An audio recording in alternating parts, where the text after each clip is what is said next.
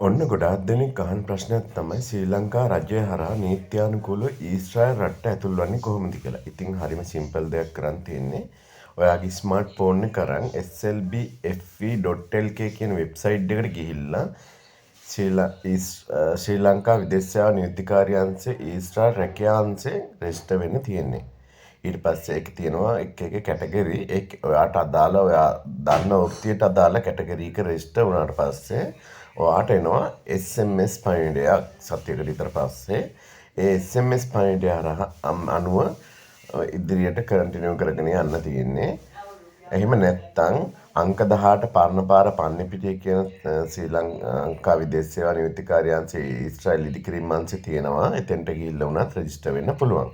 ඊට පස්සේ ඔයා රෙජිස්ටර් වුණාට පස්සේ SMS එක ආවට පස්සේ ඒකේ තියෙන්නේ පළවෙනි ඉන්ටර්විව් එකට සම්මුඛ පරීක්ෂණයට සහභාගී වෙන්න අදාළ කරන තැන වෙලාව දාලා SMS එකක් කියලා තියෙනවා. ඉතින් ඊට පස්සේ ඔයාට මේ ඉන්ටර්විව් එකට සහභාගී වුණාට පස්සේ තවත් සතියකින් විතර එනවා පාස්ද පේල්ද කියලා. ඊට පස්සේ පාස් නම් දෙවෙනි ඉන්ටර්විව් එකට සහභාගී වෙන්න කියලා මෙසේජ් එක එනවා. ඊට පස්සේ ඔයාට දෙවෙනි සම්මුඛ පරීක්ෂණයටත් සහභාගී වෙන්න තියෙන්නේ.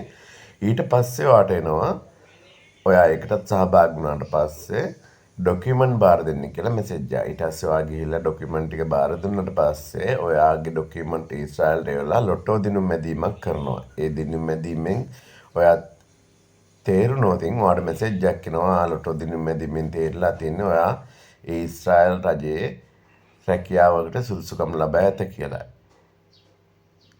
ඊශ්‍රායල් රජයේ රැකියාවට වරම් ලබා ඇත කියලා. ඊට පස්සේ ඔයාට තියෙන්නේ මෙඩිකල් එකට යන්න. මෙඩිකල් එකට ගියාට පස්සේ මෙඩිකල් ඩොකියුමන්ට් ටික සතියකින් දෙකකින් විතර බියුරෝ එකට එහෙම නැත්නම් විදේශ සේවා නියුක්තිකාරිය අංශයට යනවා. ඊට පස්සේ ඔයාට මුදල් බඳින්න කියලා මෙසේජ් එකක් එනවා.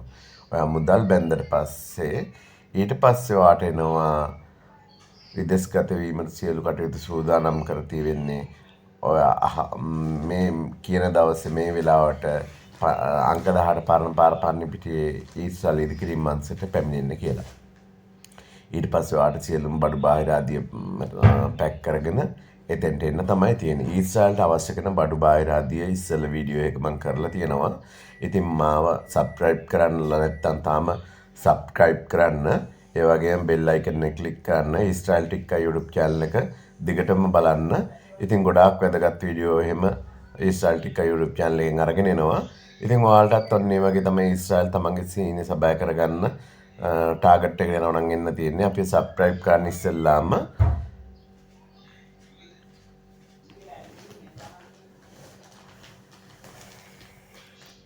ඉතින් ඔයාගේ ටාගට් එකට බලාපොරොත්තුට ඔයාගේ අදිෂ්ඨානයෙන් ආවතින් අනිවාර්යයෙන්ම අපේ වචනෙන් කියනවා නම් ගේමක් ගහගන්න බැරි වෙන්නේ නැහැ. ඉතින් මේ වගේ chance එකක් අතාරින්නේ ගොඩාක් කලාතුරකින් කවුරුත් මේ වගේ chance අතාරින්නේ නැහැ. හැමෝටම ඊශ්‍රායල්ට එන්න විදියක් නැහැ. ඒකටත් පින වාසනාව තියෙන්න ඕන. ඉතින් හැමෝටම කියනවා ඉතින් සුබ දවසක්. ඔයාලට ඉතින් ඔයාලගේ බලාපොරොත්තු ඉෂ්ට කරගන්න කොහොම හරි ගේමක් ගහගන්න ටාගට් එකට යන්න ලැබෙන්න කියලා ප්‍රාර්ථනා කරනවා. එහෙනම් ඉතින් ඊශ්‍රායල් ටික්කා YouTube channel එක දිගටම රැඳී සිටින්න. අපිව subscribe කරන්න. ඒ වගේමයි තවත් යාළුවෙකුට බලන්න share කරන්න අමතක කරන්නත් එපා. එහෙනම් සුබ දවසක් හැමෝටම දිගටම වීඩියෝ එක බලන්න.